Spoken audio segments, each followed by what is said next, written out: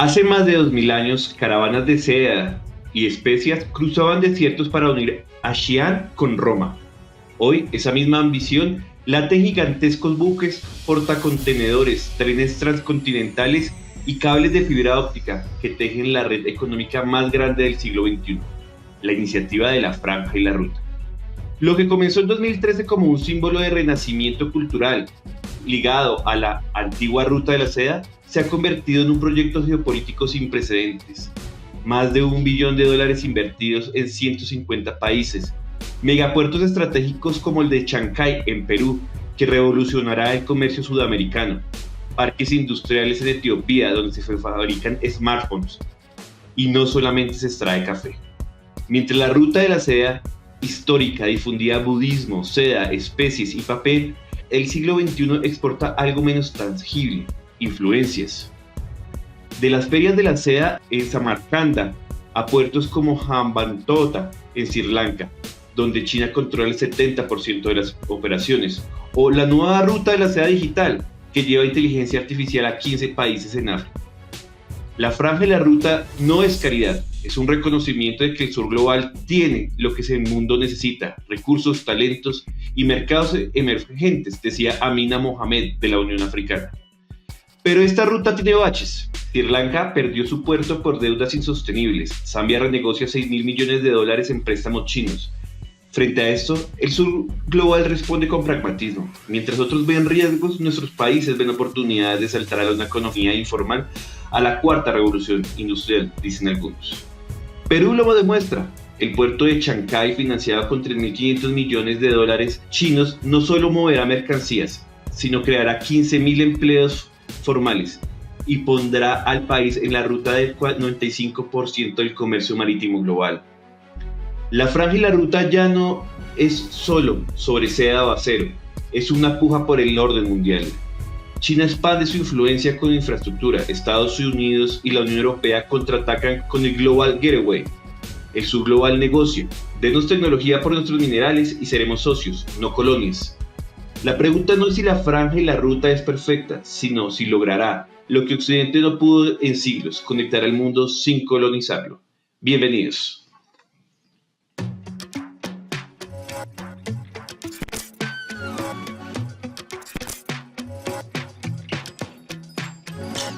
Hola a todas y a todas, bienvenidas una vez más a un nuevo episodio de Aldea Mundial, el podcast. En este espacio es donde analizamos lo que ocurre en la vida internacional con una mirada del sur global. Yo soy Andrés Aristizábal, director de Aldea Mundial, y hoy su host para este episodio. Panamá se retiró por presión de Estados Unidos de la iniciativa de la Franja y la Ruta, y por otro lado Colombia hace poco se acaba de adherir. Esta decisión ha despertado cuestionamientos sobre la conveniencia de este proyecto, especialmente en medio de una guerra comercial entre ambas potencias. Para hablar sobre las implicaciones de la Franja y la Ruta y sus efectos a nivel global, hoy tenemos el privilegio de contar con la presencia de una invitada de la casa, una amiga, pero que hace mucho no nos acompañaba y que es la primera vez que nos acompaña en este nuevo formato de podcast, pues ya nos había acompañado antes en los live que hacíamos. Es un orgullo y muy chévere tenerla acá, a Lina Luna. Ella es sinóloga e internacionalista, docente e investigadora de la Universidad Externa de Colombia, candidata a doctorada en Derecho de la Universidad Autónoma de Barcelona, magíster en Relaciones Internacionales del Beijing Language and Culture University. Bienvenida al Día Mundial, Lina. ¿Cómo has estado? Ya nos hacías falta en este espacio.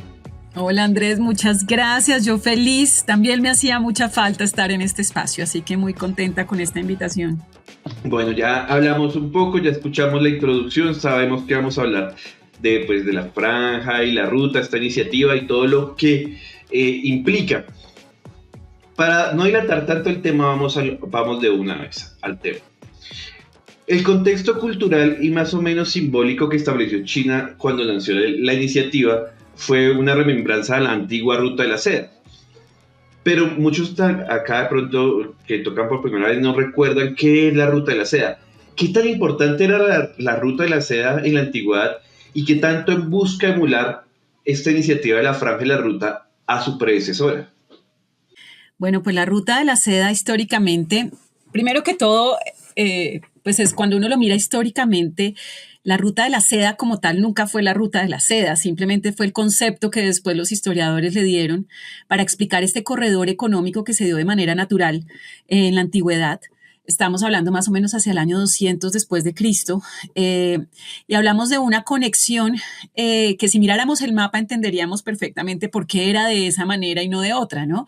Básicamente están los Himalayas, están diferentes montes y pasadizos que eran muy difíciles de traspasar y por eso solo había un pequeño corredor por el que podía China conectarse con Occidente y Occidente con China. Y en ese momento, de hecho, el primer nombre de China fue Ceres, que significaba el país de la seda, y fue un nombre que les dieron los romanos, que consideraban que la seda era más valiosa que el oro. Básicamente porque esos productos chinos, como, bueno, las especias por un lado, pero la seda, la porcelana, el té, todos estos productos empezaron a ser altamente codiciados porque eran imposibles de replicar en otras zonas del mundo. Y obviamente empezó eso a generar un comercio que se dio, como te digo, de manera natural en este corredor, y que es tan importante como que, por ejemplo, grandes viajeros como Marco Polo fue por medio de esta ruta de la seda que logran entrar a China y aprender todo lo que aprendieron de China y llevarlo a Occidente. De hecho, si nosotros hoy miráramos, hay un escritor que se llama Joseph Needham, que es muy interesante, que es un inglés que durante la Primera y Segunda Guerra Mundial fue a China a tratar de escribir una enciclopedia sobre los inventos chinos, para que no se perdiera en caso de que la guerra terminara con todo. Y su sorpresa es que él pensó que iba a escribir un libro y escribió una enciclopedia cuando se dio cuenta de la cantidad de inventos chinos que eran chinos y que estaban en Occidente desde hacía mucho tiempo y no sabíamos su origen, ¿no? Que era efectivamente China, más allá del papel y la brújula y ese tipo de cosas, en todos los aspectos de agricultura, de navegación, bueno, en muchos aspectos había muchísimos de estos inventos. Entonces, Joseph Needham también nos habla en ese sentido de cómo estos inventos fue por medio de la ruta de la seda que llegaron al resto de la humanidad. Entonces podemos decir que hubo un impacto gigantesco en términos de todo lo que transcurrió en esta ruta, desde, como lo decías, desde pensamientos, religiones y demás, hasta literalmente objetos, inventos y demás que ayudaron a la modernidad occidental. De hecho, hay un relato bastante interesante y es que uno de los pasos de la ruta de la seda es una ciudad que se llama Dunhuang y en esta ciudad, que además es maravillosa hoy en día, es como un desierto lleno de cuevas budistas y todo este tipo de cosas. Las cuevas se llaman las cuevas de Mogao. A principios del siglo XX hubo un monje que encontró las cuevas y dijo, estas cuevas budistas aquí abandonadas, yo las voy a cuidar y empezó a ser, autoproclamó guardián de las cuevas y un día limpiando una de estas cuevas encontró una grieta y vio detrás de la grieta papiros y ese es un símil, o sea, hoy en día se reconoce ese descubrimiento como una biblioteca de Alejandría que existía en ese trayecto. Nadie sabe quién o por qué decidió empezar a pedirle a los viajeros papiros en sus lenguas sobre diferentes cosas de conocimiento.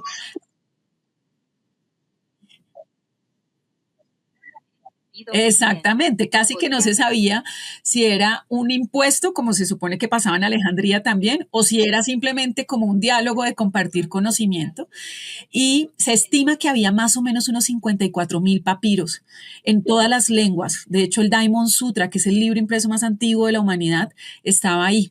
Y cuando empezó a correr el rumor de que este monje encontró unos papiros, porque él empezó a regalarlos sin saber mucho de su importancia histórica, en ese momento lo que pasa es que China estaba invadida, era muy difícil para China cuidarla, pero esto incitó a que llegaran arqueólogos holandeses, ingleses de la época, sobre todo un holandés fue el primero en llegar, emborrachó al monje, al que le habían dado la orden de no decirle absolutamente a nadie dónde estaban estos papiros, mientras era posible que la República tomara como posesión. El monje lo emborrachó, el monje terminó llevándolo a estas cuevas.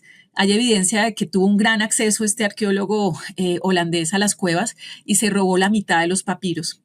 Y luego entonces todo el mundo empezó a oír de los papiros y de hecho uno de esos arqueólogos ingleses que va a buscar robarse estos papiros es el que parece ser el que inspira a un personaje como Indiana Jones, ¿no? Porque era un hombre que describe su temor a las culebras, todo este tipo de cosas. Y eso fue literal como una película de Indiana Jones y al final se robaron los 54,000 papiros que quedaron distribuidos en colecciones privadas alrededor del mundo. Algunos están en museos, ¿no? Pero con esto te hago como un relato de las muchas historias que guarda la ruta de la seda en la antigüedad y cómo fue por medio de esta ruta que salió todo, pensamientos, ideas, ideas políticas, eh, elementos, o sea, mucho más que seda y especias. Todo lo que se movía en estos corredores económicos de la antigüedad es lo que llevó a la larga al mundo entero a desarrollarse en diferentes aspectos. Claro, si uno tiene en cuenta, digamos, el tamaño de China, el tamaño de Asia, el tamaño de lo que correspondía, yo recuerdo, y muchas veces le hemos dicho, tal vez nosotros tenemos una historia, una memoria muy corta y pensamos que el centro del mundo siempre fue Occidente y no, no, Occidente, digamos, Europa, Estados Unidos es muy reciente, digamos, que sea el foco y el centro, no solamente la cultura y la economía, sino del mundo. Antes eso era Asia. Asia y sus distintas expresiones culturales, no solo China, hemos hablado también de la India antigua, de las diferentes culturas que se entremezclaban en Asia, pues yo creo que eso es una cosa muy valiosa que nos deja ver cómo ese tránsito y esa comunicación y esa conversación cultural entre Oriente y Occidente, pues se da a través de esta ruta de la seda. Volviendo un poco a lo que preguntaba antes, quiero que me cuentes un poco, digamos, con tus palabras, lo más directa y clara posible. Para ti, ¿qué es la iniciativa de la Franja y la Ruta actual? La propuesta del actual de China actualmente. ¿Qué es para ti? O sea, ¿cómo lo podrías expresar? La ruta de la seda yo diría que es la materialización de la visión que tiene China de su rol en el mundo actualmente. Antes de Xi Jinping, durante todo el proceso de consolidación del modelo de desarrollo chino, todos los países y el mundo preguntaban, bueno, ¿y ustedes qué ven? ¿Cuál es su rol? Porque la neutralidad china en temas diplomáticos no dejaba entrever muy bien de qué se trataba, acompañado además de un temor histórico en que el día que el dragón despierte el mundo cambiará y la pregunta es ¿hacia dónde? ¿No? Y en ese sentido por ejemplo, eh, yo digo siempre que el ladrón juzga por su condición, entonces para los grandes poderes hegemónicos ¿será que va a ser como nosotros o no? Porque qué temor que sea como nosotros, ¿no? Entonces, en el modelo de desarrollo de China, China tiene claro que China necesita del mundo y el mundo necesita de China. Y tiene claro en ese sentido que su modelo de desarrollo depende de un mundo desarrollado que pueda ayudarle a suplir sus cadenas de suministro, sus cadenas de valor, sus cadenas comerciales. Y también tiene claro que su gran principal capacidad instalada está en la infraestructura, que fue su primer paso como en su modelo de desarrollo para desarrollarse. O sea, si no hay infraestructura, no hay desarrollo. Entonces, desde ese punto de vista, cuando Xi Jinping propone la ruta de la seda en el 2013, está por un lado dándole forma a algo que ya venía pasando, y es que China, como tenía esa capacidad instalada de infraestructura, ya estaba ofreciendo infraestructura a diferentes países en el mundo, y dándole un sentido, pensándolo, volviendo a esta gloriosa ruta de la seda, diciendo pues que el mundo entero pueda comerciar de la manera más eficiente posible. En principio lo pensaba más para Europa, Asia y África, pero luego el mundo mismo quiso ser incluido, es decir, América Latina fue la que pidió ser incluida en la franja de la ruta, ¿no? Entonces, diríamos en ese sentido que es un proyecto de infraestructura supremamente ambicioso, el más ambicioso que ha visto la historia de la humanidad, que tiene como fin hacer eficiente el comercio global de manera tal que se pueda mantener el modelo chino de desarrollo, pero que en el proceso de mantener el modelo chino de desarrollo se desarrollen los países que en vías de desarrollo y encuentren un beneficio de esa participación en ese, digamos, canal o en ese enlace de infraestructura. Claro, vemos esta nueva iniciativa, digamos, actual, moderna, con un claro enfoque económico y como tratando yo le veo como traslapar un poco esos éxitos que tuvo en su desarrollo, en su desarrollo reciente, tratarlo de exportar un poco a sus zonas de influencia, digamos, a lo que le queda más cerca. Esto me lleva a la siguiente pregunta y lo bajo, me queda conectando perfectamente y es, ¿de qué manera esta la franja y la ruta ha fortalecido la influencia de China en Asia, África, América Latina o el sur global como tal? Porque sí vemos una clara proyección hacia allá. tú nos mencionas ahorita Europa, pero realmente quienes hoy se benefician, donde recae la mayor cantidad de proyectos, donde se destina mayor cantidad de recursos, donde se están involucrando los actores, pues es el sur global. Entonces, ¿cuál es, digamos, más allá de generar este comercio, que es obvio que es donde ambos ganan, digamos, los actores diversos ganan, cuál es el objetivo, digamos, de cómo China llega acá, con qué objetivos y cómo ha fortalecido esa influencia en esa dinámica con el sur global? En este, primero tengo que ponerme un poco abstracta y explicar que hay varias formas de influir y hay varias formas de ejercer el poder. Y eso es algo que no tenemos tan claro, porque en la historia reciente creemos que la única forma es que si yo tengo poder, lo voy a usar para dominar a los demás y forzarlos a hacer lo que yo quiera, ¿sí? Porque eso es lo que hemos visto de la historia moderna, ¿sí? Entonces, cuando alguien dice, no, es que China va a ser poderosa, de inmediato surge la duda de, y va a ser tan como los normales países poderosos, va a ser como fue Inglaterra, va a ser como es Estados Unidos, que utilizan ese poder para imponer su voluntad en el mundo. Y la verdad es que desde la perspectiva china, y esto no es algo novedoso, es algo imperial, es decir, es algo de milenios, el concepto de cómo se ejerce el poder o cómo se influye en los demás no está pensado en términos de que impongo mi voluntad, sino está pensado más en términos de asociación. Es decir, no es que yo te impongo un modelo político, económico y unas formas de hacer las cosas, sino que nos asociamos y como socios definimos en ese sentido cuál es la mejor manera de hacer negocios que puedan sobrevivir en el tiempo, pero nunca se hace un matrimonio, y eso es súper importante. Un matrimonio me refiero como una alianza en la que vamos 100% para todo, no, porque eso no es estratégico. Entonces, simplemente China lo que piensa, ¿cómo es su influencia? Mi influencia es que yo me asocio en la búsqueda de mi bienestar, pero también mi influencia es que yo entiendo que si yo utilizo mi poder para dominar, invadir, forzar a los países a caminos que ellos no quieren, entonces eso va a generar una inconformidad con mi poder y por lo tanto en el largo plazo puede generar un movimiento en contra de mi poder. En cambio, si la mejor manera, desde la perspectiva china, la mejor manera de conservar el poder es que mi poder beneficie a los otros, de manera tal que los otros se sientan cómodos con que yo sea el que tiene más poder y no intenten quitármelo. Sí, eso es pura estrategia Sun Tzu, pura estrategia de gobierno chino confuciano milenario que hoy aplica. Muy Entonces, confuso. exacto. Entonces, ¿eso qué significa? Cuando me dices cómo ha incrementado la influencia depende. Claramente, donde llega China con sus proyectos y su financiación, pues esos lugares se ven impactadísimos por esos proyectos, ¿sí?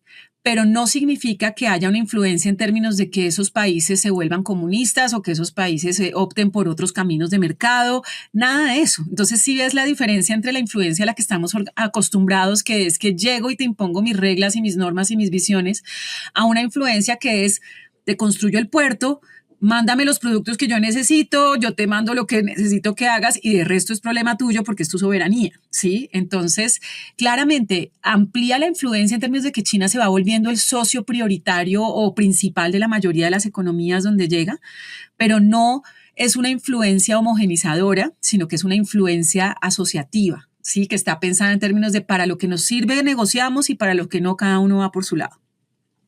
Claro, eso marca un poco un paradigma porque finalmente creo que nosotros, bueno, nosotros no tanto digo de nosotros acá hablando, sino digo Occidente o la formación que Occidente o la influencia que Occidente, especialmente hablo de Europa y Estados Unidos, ha ejercido de cómo ve el mundo, lo ve muy desde un aspecto muy maniqueísta, es usted o no, es el uno contra el otro, o sea, es esto contra lo otro, entonces lo vimos en, digamos, la Guerra Fría, y esos aspectos unilaterales que vimos durante los 90, la primera década de los 2000, pues ese era el unilateralismo estadounidense propio. Pero claro, cuando aparece un actor extendiendo sus redes de influencia, pues se piensa en esta visión maniqueísta en donde lo que está haciendo es como acumular, meter países en una bolsa que son de él, mientras yo busco mis países cuáles van conmigo.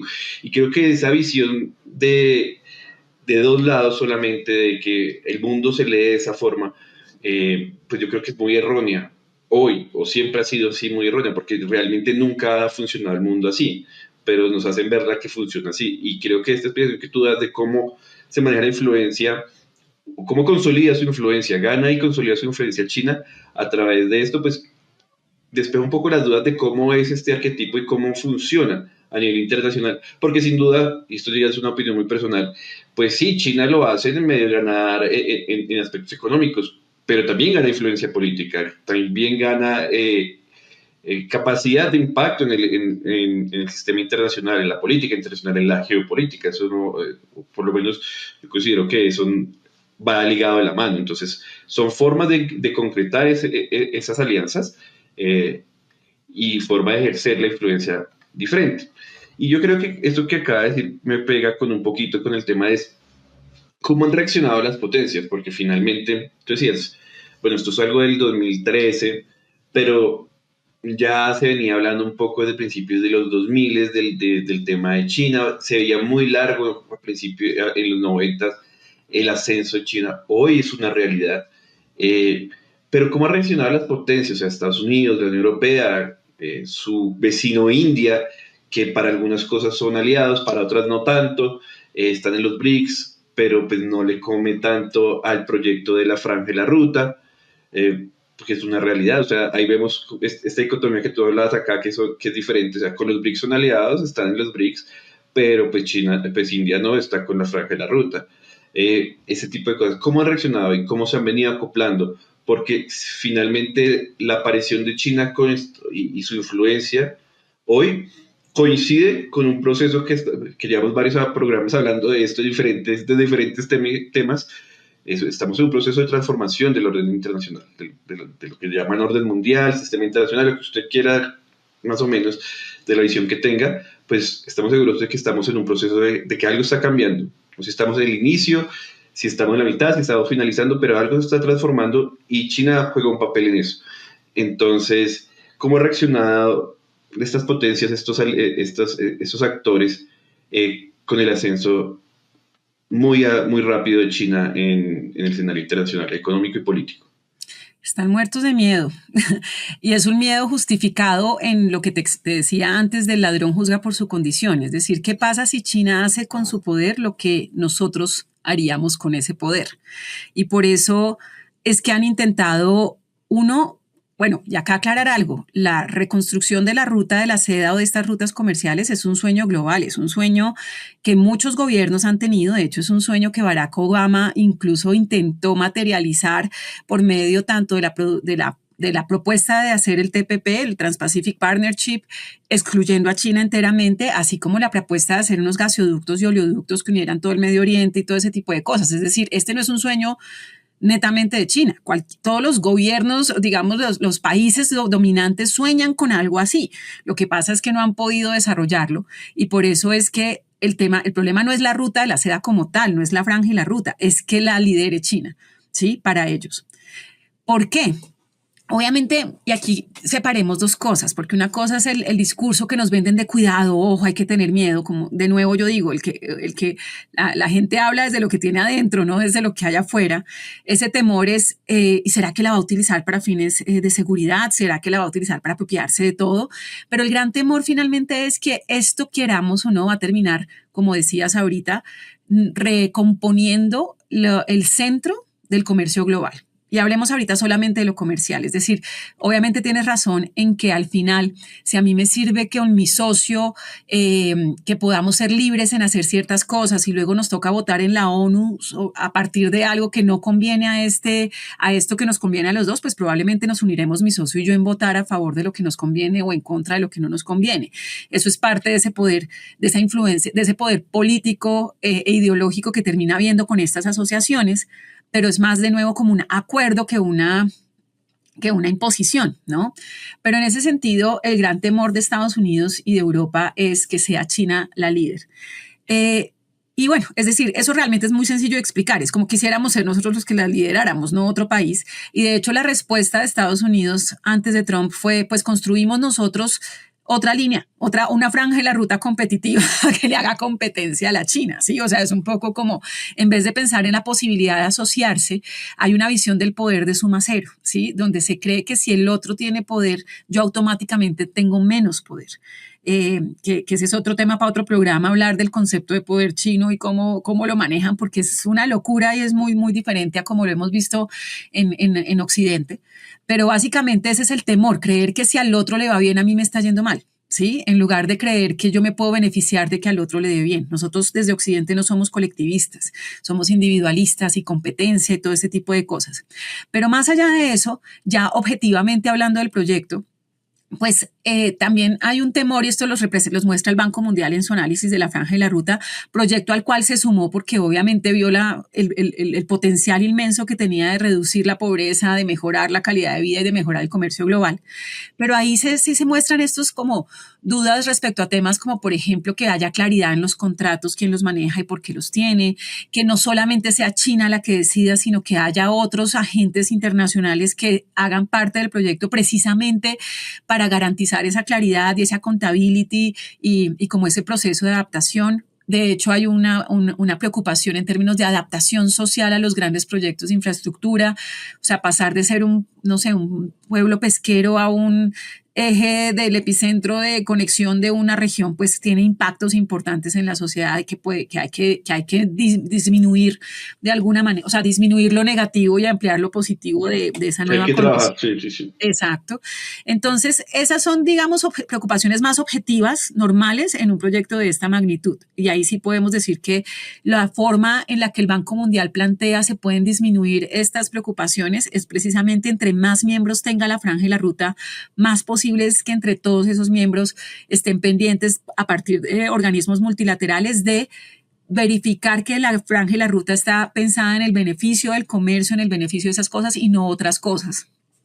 Acá hay con esto que acabas de decir, me surge una pregunta, porque realmente mi percepción, o no sé si coincide esto, es que cómo se opera, o sea, cómo opera, digamos, yo en mi cabeza hay una serie de proyectos que establece y que China dialoga con diferentes actores dependiendo en sus necesidades y se ponen de acuerdo y China suelta la plata. A ver, país X, donde supuestamente hay negocios, dicen, mira, acá necesitamos un tren, por decir una cosa.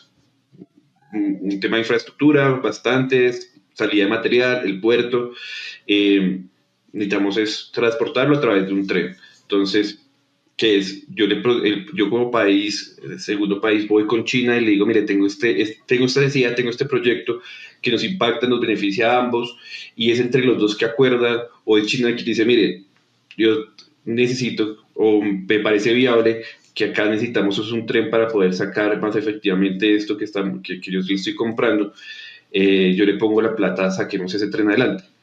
O es mancomunadamente un grupo, digamos, no sé, en el norte de África, por decir, vamos a mirar cómo enlazamos diferentes proyectos y son todos ellos más China quienes definen cómo se hacen los proyectos. Explícate un poco eso porque personalmente no lo tengo claro, creo que para muchos de las personas que están escuchando tampoco tienen tan claro cómo se gestiona eso.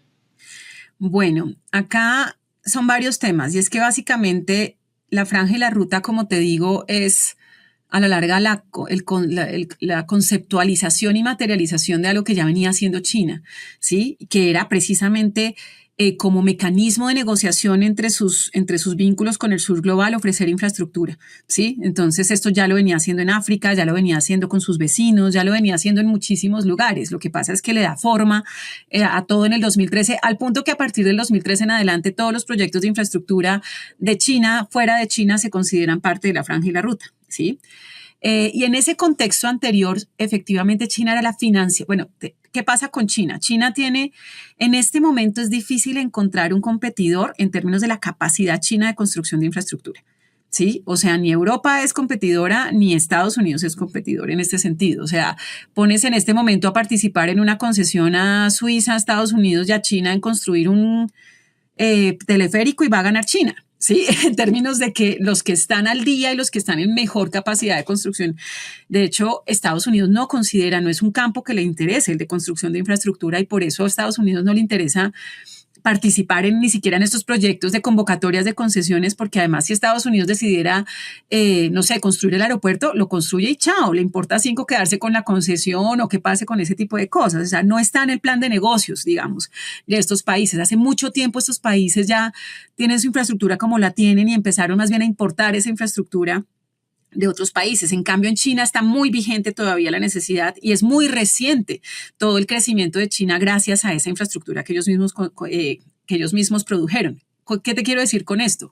Que antes de la Franja y la Ruta ya era normal que China fuera el mejor oferente en términos de construcción de infraestructura, pero además eso llevaba a que China necesitara pues también dar la opción de financiar los proyectos de infraestructura que los hacía por medio del Banco de Infraestructura de China.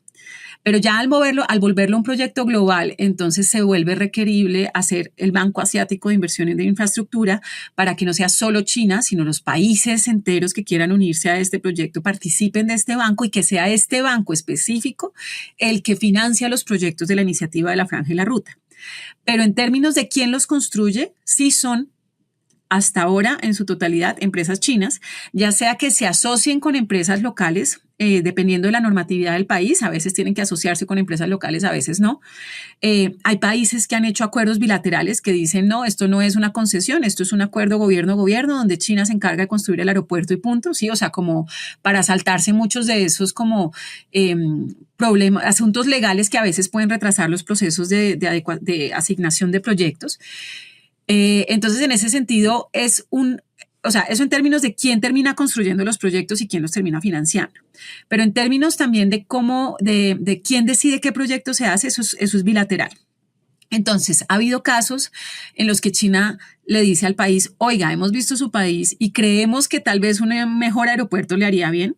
Ha habido casos donde es el país el que le dice, listo, China, yo sé que usted quiere que yo le venda estas cosas, pero yo necesito un aeropuerto, ¿sí? Es decir, hay las dos opciones. Lo que sí es que nunca es una imposición, siempre es una negociación entre los dos países, qué se hace, cómo se hace y cuál es su impacto. Y todo, es decir, cómo se hace en términos legales, en términos medioambientales, todo eso está aplicado según la normatividad local del país. Y aquí es donde hay, de hecho, si me preguntaran, y me imagino que me lo preguntarás, como ¿qué hacemos con los peligros de la Franja y la Ruta? El principal peligro no es el proyecto como tal. El principal peligro es si los países tienen la fortaleza legal e institucional, uno, para decir que quieren y dos, para exigir que ese proyecto se haga como ellos quieren. Y acá no me refiero ni siquiera a la Franja y la Ruta, pero te pongo un ejemplo. En Colombia, en este momento, para cualquier petrolera que entre al país, o cualquier empresa que venga a explotar recursos naturales, es mucho más barato pagar la multa por no cumplir con los estándares medioambientales que cumplir con los estándares medioambientales. ¿Sí? Entonces, acá hay una trampa legal, porque a la larga cualquier empresa, venga de Estados Unidos, de Canadá o donde venga, si ve que le sale más barato pagar la multa que cumplir con los estándares medioambientales, pues lo va a pagar, porque son empresas que están buscando mayor beneficio, es así de sencillo. Entonces, acá los países tienen que tener claro que necesitan tener clara su normativa, tanto medioambiental como de todo, desde infraestructura crítica, de cualquier cosa que quieran meterse en términos de qué necesitamos construir y para qué. Pero entonces el principal problema es que cuando llevamos más de 60 años dependientes de una cooperación vertical que nos decía qué hacer, nuestras instituciones tienen muy poca fortaleza en decir qué queremos hacer, ¿no? Entonces ahí hay una debilidad grande que puede ser un problema en este tipo de negociación. Pero creo que resumido es, el memorando de entendimiento que se firma es simplemente decir me interesa. No es vinculante, no es nada distinto a decir me interesa. Y cuando uno dice me interesa, queda en el radar. ¿Sí? Y por ejemplo, entonces, si llega una negociación de ciertas cosas, el país que dijo me interesa le puede decir a China, bueno, ya le dije que me interesa, ahora quiero que me construya esto.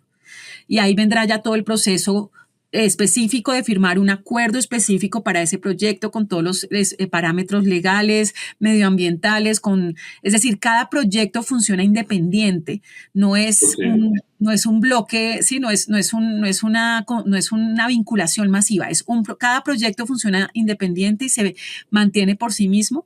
Lo que pasa es que tiene recursos de la Franja y la Ruta para ser ejecutado a través del Banco Asiático de Inversión en Infraestructura.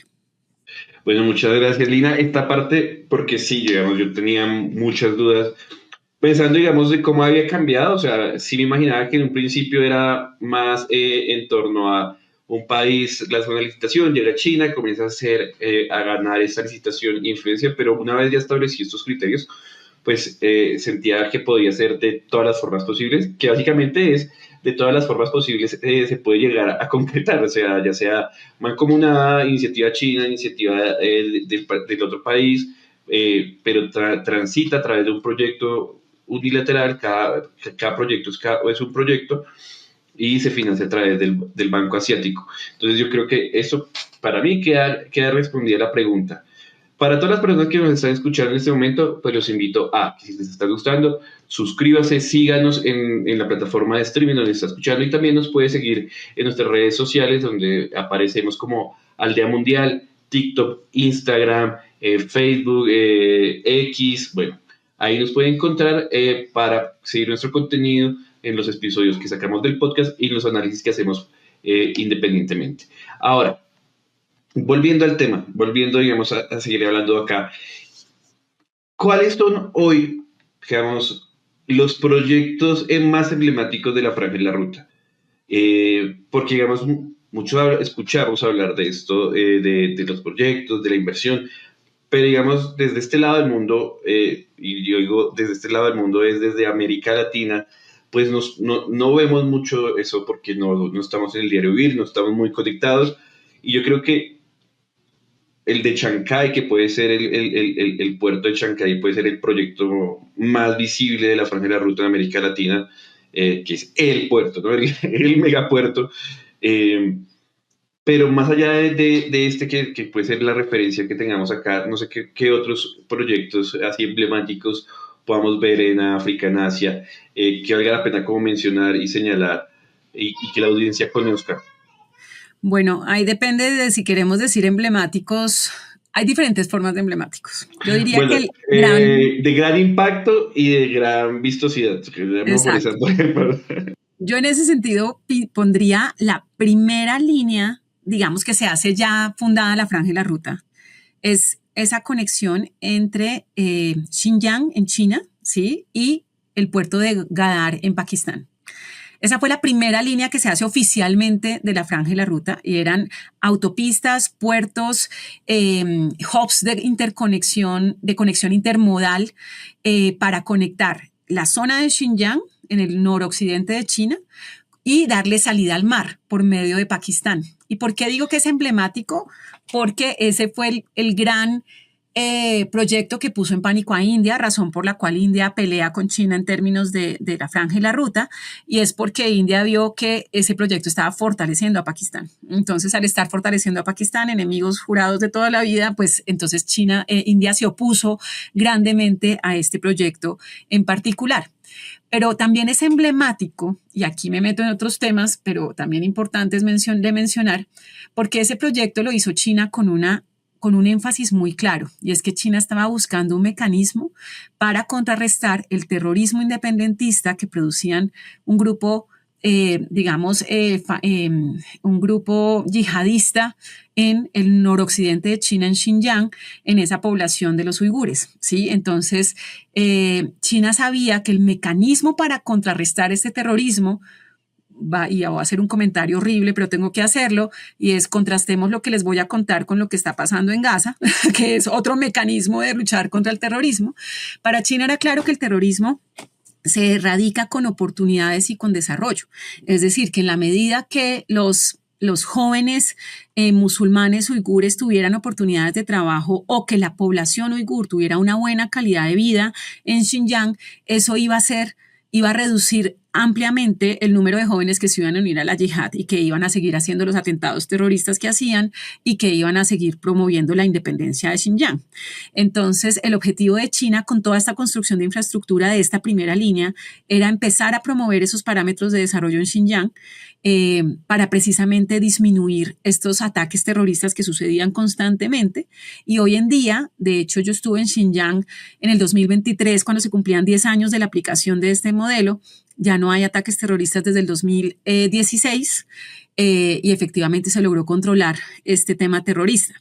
Y además, curiosamente... Ese es un tema bastante complejo, el de los uigures, Pues Es, es una visión, yo no realmente no tenía esta visión, digamos, que tú planteas de la intervención, porque pues finalmente este es un tema de los uigures bastante candente, el tema en China, sobre lo que hace China frente a la comunidad uigur, pero pues esta visión que planteas es una visión de, creo que digamos, que es sobre cómo atiende China la situación, porque hay bastante debate frente al tema, no es el claro, objeto lo del que oímos programa. es que hay campos de concentración y genocidio en Xinjiang y todo ese tipo de cosas, pero pues por otro lado digo, si queremos ver genocidio por No, terrorismo, pues veremos Gaza, ¿no? pues, Pero lo podemos ir que, por otro lado.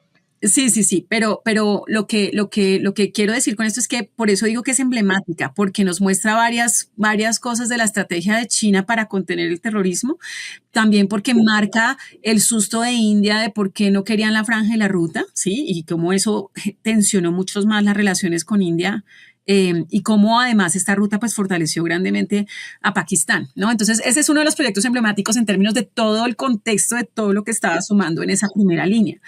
Pero de ahí en adelante, digamos que el hecho, o sea, claro, como son datos más comerciales, entonces tal vez no hacen mucho ruido, pero hoy en día ya es mucho más rápida la llegada de productos desde Xi'an, desde Beijing, desde Shanghai, incluso Guangzhou a Londres, gracias a toda la red de ferrocarriles que hay construida, que volvió a reconstruir ese comercio y disminuyó bastante los términos de comercio. Y de hecho, ese posible beneficio fue lo que hizo que Italia decidiera en algún momento, en plena crisis de la Unión Europea, unirse a la franja y la ruta, porque decían, bueno, no, si esto va a ser así, yo prefiero ser parte y no quedarme por fuera. Luego Italia, también presionada un poco, como explicabas ahorita con el tema de Panamá, decide, bueno, entonces tal vez no voy a hacer la franja y la ruta, ¿sí? Pero el caso es que ese tipo de proyectos tienen un impacto más comercial y más evidente desde ese lugar. En África, por ejemplo, Zambia, que es, y aquí, ¿por qué tomo este ejemplo? Porque Zambia es de los países que en las encuestas aparece como el más antichino de África, pero a la vez siendo muy antichino, reconoce que el desarrollo de África ha sido gracias a los chinos, es decir, que no, sí, o sea, odian a los chinos, tienen un gran rechazo a los chinos en general, pero son un país que reconoce en un 80% de las encuestas, reconocen que pues que gracias a China es que tienen la infraestructura que tiene, pero un ejemplo súper emblemático es Etiopía. ¿Sí? Yo no sé si yo tengo 44 años, esto es para ponernos en contexto de edad. Cuando yo era chiquita, siempre era, cómete el plato porque hay niños etíopes muriendo de hambre. O sea, para nosotros Etiopía era el símbolo de mayor pobreza posible en el mundo. Hoy en día Hay una Etiopía... referencia de ese lado muy fuerte, sí, sí, sí. Y Exacto. Somalia. Y Somalia, exacto. Entonces uno decía, los niños etíopes o los niños somalíes, ¿no? Era como, van a morir de hambre si tú no te comes, ¿no? Entonces era un poco como ese ejemplo. Pero ¿por qué lo digo? Porque hoy en día la economía de Etiopía está creciendo bastante. Te lo resumo en esto. Antes era un caos llegar de la capital a ciertos lugares, incluso del centro de la capital a los lugares normales de vivienda, eran horas en trancones por la falta de vías. Y eso se redujo a media hora gracias a todas las vías que construyó China en la región, ¿no? En el país. Entonces, y el hecho de que hoy Etiopía sea un BRICS nos muestra que estamos hablando de una economía en un desarrollo impresionante. Cuando yo estuve en Xinjiang, precisamente viendo todo el tema de qué había pasado con la franja y la ruta en Xinjiang, en octubre del 2023, mismo momento en que empezó el tema de Hamas y Israel y Gaza, había también invitados de Etiopía. Y fue súper interesante que ellos nos contaran también cómo fue esa experiencia de la llegada de infraestructura de China a Etiopía. Entonces, marcaría en ese sentido también esos proyectos como proyectos emblemáticos en términos de que el impacto fue evidente inmediatamente y es evidente en el crecimiento de estas economías también. Y yo sí creo que para América Latina Chancay va a ser un ejemplo emblemático total. Por un lado, porque Chancay es gigante lo que viene en términos, y acá quiero hacer alusión a un tema, y es que, uno, con la infraestructura pasa algo que no pasa con otras inversiones, y es que tú no puedes coartar los beneficios de la infraestructura. ¿A qué me refiero con esto? Es que así yo sea la dueña del puerto por los próximos 100 años, el impacto del puerto en el país no se puede coercionar, no se puede atrapar, ¿sí? Porque automáticamente el hecho de que exista ese puerto va a hacer que la economía se dinamice un montón y eso va a llegar a todas partes. Entonces, así yo sea el dueño del puerto y me quede con los impuestos y decida qué barco entra o qué no entra, estoy hablando en genérico porque no es lo que pasa en Chancay, pero es para que entendamos el ejemplo. El impacto de la infraestructura es ese, que no importa quién domine la carretera, los impactos de la carretera son economías a escala que se van a esparcir necesariamente. De hecho, el Banco Mundial dice que los países parte de la franja y la ruta van a tener un impacto inmediato del 5% de mejora en su calidad de vida y en su disminución, digamos, de pobreza. Se espera que los que son miembros de la franja y la ruta tengan ese 5% de beneficio por sus proyectos y los vecinos de los miembros se espera que tengan un beneficio del 3%. Es decir, estamos hablando de algo muy grande en términos de que países que han estado estancados en el mismo nivel de desarrollo por décadas, ¿no? Entonces, también llamaría emblemático, o sea, creo que va a ser emblemático Chancay en ese sentido porque va a ayudar a que América Latina se dé cuenta pues de muchas cosas que ha dejado de tener por esa ausencia y precariedad en la infraestructura. Bueno, nos quedan dos preguntas, voy a hacer una rápido para poder desarrollar un poco, digamos, también lo que nos motivó un poco a tocar este tema ya en el plano más local, más regional. Mucho se habla, digamos, de la trampa de la deuda, digamos, de esta financiación. Pero cuando me hablan de la trampa de la deuda, pues la trampa de la deuda es la trampa también que viven muchos países en el marco del Fondo Monetario, pero por otras instituciones. Ahora, esta crítica es una crítica que viene mucho del Occidente, que los países atrapan la deuda. ¿Hay alguna diferencia, yo quiero que nos comenten, de cómo se diferencia esa inversión que hace China a la inversión que ha tenido Occidente en materia de infraestructura en las regiones que se han intervenido? Porque finalmente, cuando tú me hablas de trampa de la deuda, pues a mí la primera referencia puede ser Argentina, con el Fondo Monetario Internacional. Bueno, infraestructura, bueno, toca mirar, digamos, cómo han sido las intervenciones del Banco Mundial en materia de infraestructura y cómo afecta eso a los países, digamos, en cuanto a la deuda pública. También hay países que están muy endeudados por sus proyectos con plataforma internacional. ¿Cuál es la diferencia y por qué se ha hecho tanto ahínco en la trampa de la deuda como una crítica por parte de Occidente a las iniciativas de la franja de la ruta? Ahí pasan varias cosas y yo digo que a veces lo que sucede es que simplemente un opositor empieza una retórica y todo el mundo empieza a replicar la retórica sin darle mucho análisis a la retórica. La principal retórica que se ha hecho con la franja de la ruta es, y la trampa de la deuda, que como si fuera algo que se inventó China, ¿no? Es decir, la trampa de la deuda es el fruto, como bien lo acabas de decir, de toda esa política de Bretton Woods y del desarrollo asistido por parte de la ayuda oficial para el desarrollo y todo eso, que por más buena voluntad que tuvieran, eso terminó en préstamos a unas tasas altísimas y en unas condiciones de coerción bastante grandes, ¿no? Porque es que para acceder a un proyecto de infraestructura financiado por el Banco Mundial tiene que estar en concordancia con todos los lineamientos de Estados Unidos. Ejemplo reciente, actual en Colombia. Banco Mundial no va a financiar la segunda línea del metro si la construye China. Y la única justificación es la guerra comercial que tiene Estados Unidos con China. No tiene nada que ver con si son buenos o malos o si el proyecto es bueno o malo para el país. Entonces, en ese sentido, esa trampa de la deuda tradicional que tenemos lo tiene además, o sea, el plus de esa trampa de la deuda tradicional es, uno, que esa deuda no se ha visto reflejada o, digamos, el porcentaje de países que han salido de la línea de desarrollo para graduarse, digamos, en cooperación es muy bajo en contexto de cuántos dinero han recibido, lo que nos demuestra que esa forma de cooperación vertical no tiene frutos positivos 100%, o sea, es decir, que esa deuda no ha tenido los frutos que se ha esperado que tengan, mejor dicho.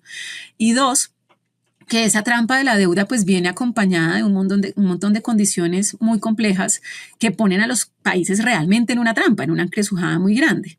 ¿Cuál es la diferencia con la deuda china? Pues hay muchas diferencias, pero una de las principales diferencias es que uno, no hay coerción de por medio, es decir, es tu soberanía decidir quién es tu presidente, cuál es tu modelo político y económico. Yo simplemente te estoy prestando plata para que construyas un metro, ¿sí? O sea, y que luego me la pagues, ¿sí? Pero por otro lado, yo creo que la trampa de la deuda se vuelve trampa cuando, dependiendo del beneficiario de la deuda. Es decir, es distinto deberle a un gota a gota, por poner un ejemplo, a deberle, no sé, a un banco social que está promoviendo el desarrollo. Sí, son cosas muy distintas.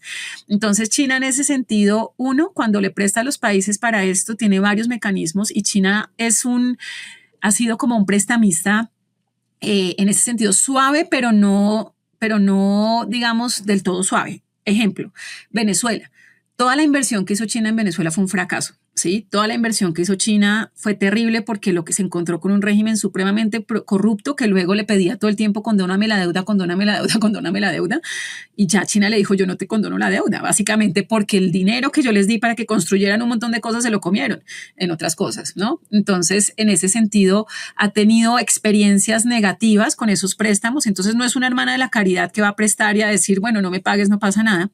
Pero por otro lado, China ve los préstamos que hace a los países en vías de desarrollo como potenciales inversiones extranjeras. Es decir, si China ve que el proyecto salió muy bien, si China ve que las relaciones con el país están mejorando y si China ve que quiere asociarse al proyecto porque resultó ser muy productivo, China no tiene ningún problema en transformar deuda en inversión extranjera para el desarrollo. ¿Sí? Entonces, esos son mecanismos que tienen los países que entran en estos endeudamientos con China. Otra opción es la opción normal de la concesión. Listo, yo soy el dueño del puerto por 100 años, pero como te decía ahorita, la diferencia con la inversión en infraestructura es que no importa que China sea el dueño del puerto por 100 años, porque el impacto de la infraestructura va a verse en las economías a escala, pues, y en las otras dinámicas económicas. Entonces, en ese sentido, Es trampa la y misma, sí, es la misma que existe con o sin China. O sea, exacto. la deuda existe, así sea de Estados Unidos, de Inglaterra o China. Perdón, el grito es de mi hijo. Ya para acabar, a mí sí bueno, llegamos al caso y el caso, lo que nos lleva acá un poco al caso latinoamericano es lo que hemos visto recientemente en el marco de esta guerra comercial, de esta situación de Trump. El caso primero fue el caso Panamá, de una clara extorsión, prácticamente un asalto a mano armada que hace Estados Unidos para, digamos, ganar más presencia en Panamá y obliga a que Panamá se salga de la iniciativa con unos proyectos que venían andando ahí. Meses después, bueno, semanas después, viene el caso de Colombia, y es que Colombia, en una visita recientemente, firma su intencionalidad. Tú me explicarás un poco más, digamos, de qué consta, supongo que es como una especie de memorando de entendimiento entre ambos países, de que van a trabajar a sacar proyectos adelante mancomunadamente, pero eso convierte, digamos, a Colombia en un integrante más en América Latina de la iniciativa de la Franja de la Ruta, que por cierto no es el único, es el último que se mete, pero pues ahí está Brasil, Perú, Ecuador, Chile, bueno, y más. Quiero que me cuentes un poco, hablemos un poco de eso, y es, ¿qué tan beneficioso es sumarse hoy, en este momento en el que estamos? ¿Cuáles son, ya hablamos de los impactos negativos que podría tener, pero creo que, ¿cuál es la subtrama económica y política? Porque finalmente acá estamos hablando que hay un tema de proyectos, de financiación de proyectos. ¿A quién le va a hacer el feo a eso? ¿O quién? Nosotros quisiéramos que Chancay fuera, bueno, estuviera en Buenaventura. Pues por lo menos yo sí quisiera algo así. Pero más allá de eso, acá hay una subtrama política, más que económica. Y hemos visto a nivel nacional, pero también a nivel internacional, de hecho, se mueve mucho más desde una narrativa nacional el tema de cuáles van a ser, que va a ser afectar al país, a Colombia, pues dada su naturaleza política y su relación muy cercana con Estados Unidos. ¿Qué cambia y qué no cambia? ¿Tú cómo lo puedes analizar? Porque finalmente Colombia puede ser muy beneficiario de proyectos bastante interesantes que tiene quedados y que no ha sido posible financiar a través de los métodos del Banco Mundial, bueno, de los tradicionales que ofrece la banca multilateral occidental. Entonces, no sé cómo tú lo veas allá y por qué se hinca esta preocupación por parte de ciertos sectores al rechazo hacia China. Pues para hacerlo más dramático lo voy a pintar de esta manera. Y es que América Latina es víctima de una relación bastante tóxica con Estados Unidos y como víctima centenaria casi de esta relación tóxica, hoy en día sigue teniendo, sigue siendo como la víctima que dice, no, pero él lo hacía porque me quería. No, en el fondo él lo que quiere es mi bienestar y tal vez fue mi culpa que me porté mal y por eso ahora no me quiere. Eso es lo que estamos viendo que está pasando en Colombia. Entonces, el sector tradicional, tanto en el sector comercial, bancario, financiero, industrial y político, eh, hay un gran temor a poner bravo a Estados Unidos. Entonces nosotros llevamos muchas décadas tomando decisiones no pensando en nuestro bienestar, sino tratando de caerle bien a Estados Unidos y de supuestamente ser los mejores aliados de Estados Unidos en la región. Y aun cuando Estados Unidos nos demuestra que eso no significa para ellos lo mismo que significa para nosotros, ejemplo, vacunas del COVID, miren a ver dónde se las buscan, nos importa 5 dónde las encuentran. Ejemplo, migrantes, o sea, ahí se los mando, no me importa que ustedes sean mis mejores amigos, se los mando en esas condiciones. No me los quieren recibir, listo, les subo aranceles. Es decir, es súper evidente en este momento lo tóxica que es la relación, pero estamos todavía traumatizados. Así es como mi forma de explicarlo.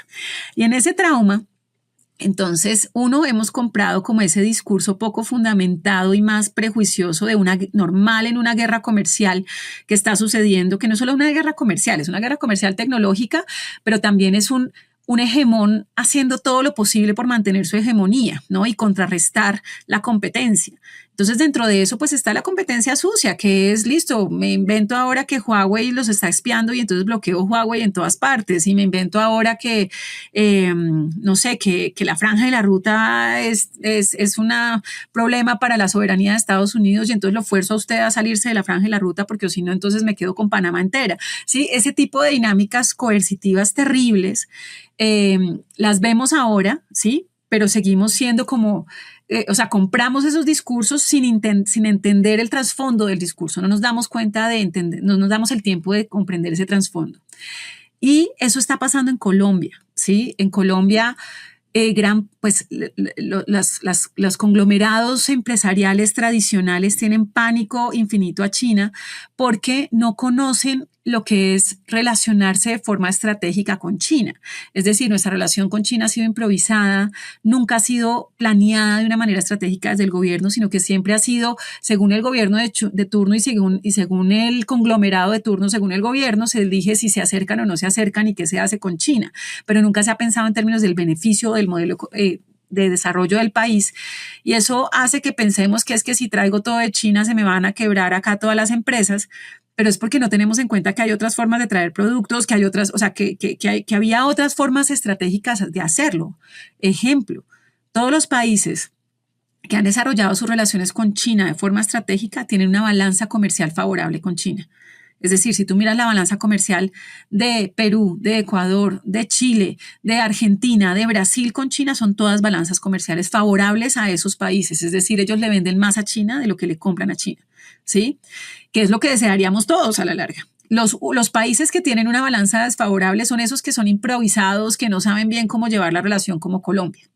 Entonces, en ese sentido, lo que vemos ahorita es un estrés postraumático en el que hay unos que dicen, no, yo me voy a portar muy bien para que me perdone mi novio y no terminemos. Y otros que dicen, no, es el momento al condado, termínele y más bien busquemos otras cosas. Y yo creo que el camino es un poco el punto medio y es entender por qué es necesario hacer las cosas más allá del drama de si quiero ser o no todavía novia o no novia de este personaje. Y es que, por un lado, sí, quería decir. Yo te voy a decir una preguntita. ¿Esta decisión de Colombia es más reactiva o es algo que se venía construyendo a más largo plazo? Porque yo lo veo como una cosa así, o sea, como se vio por fuera. Y que hablando con alguien le decíamos así. Sale toda esta andanada de Trump y pasa los principios de abril y luego sale esto como muy sin mucho anuncio de la visita y la formalidad. Siento que fue como una respuesta como reacción a lo que estaba sucediendo por parte de Estados Unidos, o era algo que ya se venía construyendo, que ya sí se venía adelantando de manera mucho más seria.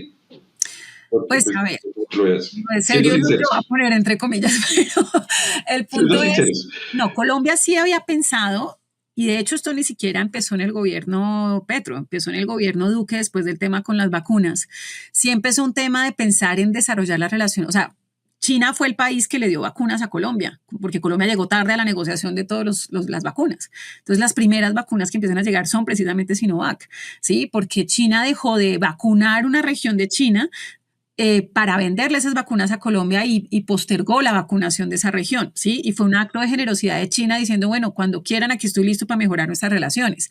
Entonces ya ahí había empezado a cambiar la perspectiva de qué se puede hacer con China, el tema también incluso de que China construya el metro, pero también muchos otros proyectos de infraestructura que ahorita están construyendo los chinos, pues ha empezado a cambiar la actitud de Colombia hacia China y sí esperábamos, de hecho, que en este gobierno eso fuera más evidente y más tangible desde el inicio, es decir, sí se esperaba desde el inicio un camino hacia China mucho más amplio y fue una tristeza porque eso no fue lo que pasó, ¿sí? En algún momento la relación con China se redujo al tema de si el metro era subterráneo o era elevado y no de todo lo que significaba China. Y esa primera visita estatal de Petro a China fue pues un fracaso básicamente, ¿sí? O sea, fue ir a que el tema fuera el metro y no otros y pues sí, se elevó el nivel de la relación, pero no se hizo de manera estratégica.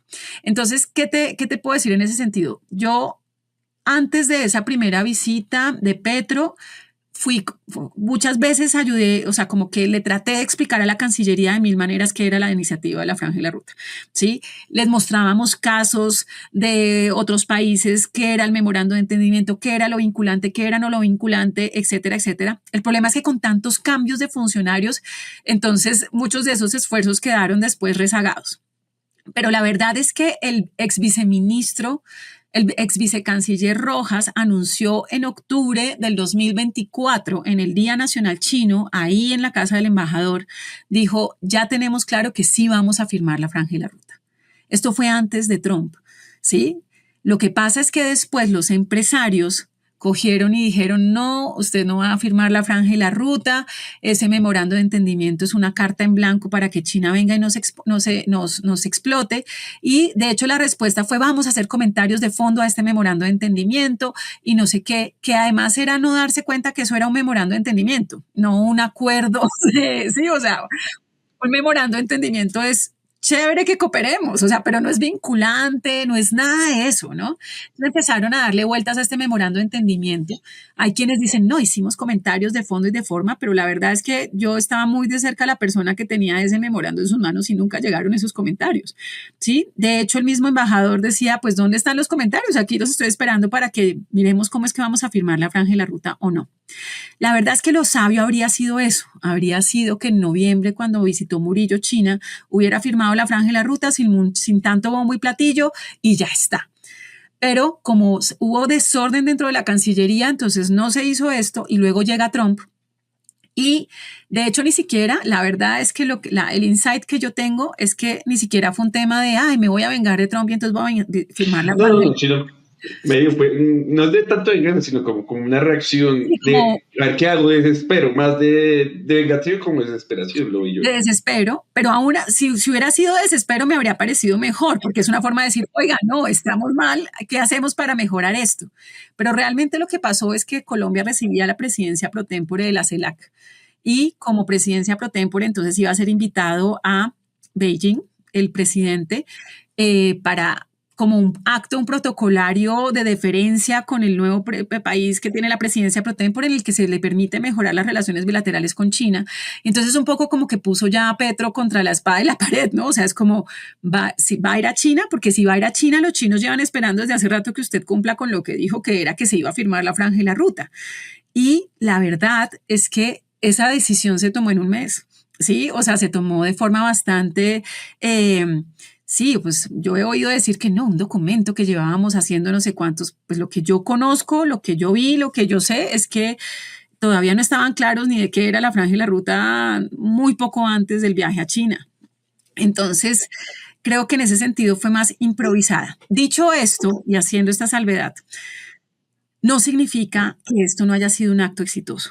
Es decir, sí creo que fue supremamente importante que Colombia le dijera a China, sí me importa, porque si Colombia no lo hace, Colombia en 5 años va a estar rezagada respecto al resto de América Latina. ¿De qué nos sirve nuestra geopolítica, nuestra posición geográfica con los dos océanos y el Amazonas y todo lo que podríamos ser geográficamente hablando de Colombia si no tenemos la infraestructura para ejercer ese rol? ¿Sí? Entonces, ¿qué hacemos si es Chancay el puerto? ¿Qué hacemos si luego es Brasil el que desarrolla todas las rutas de integración? Y Colombia se va a rezagar y se va a quedar y se va a montar tarde a un tren de desarrollo del cual va a ser difícil recuperarse. Entonces, en ese sentido, aunque nos estamos montando tarde, por lo menos nos estamos montando al tren.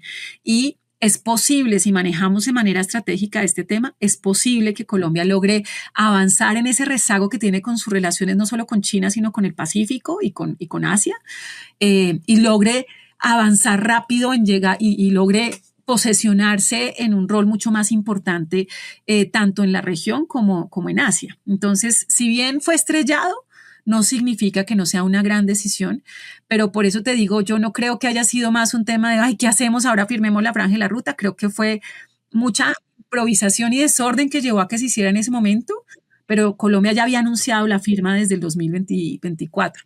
Entonces, fue más unas demoras, digamos.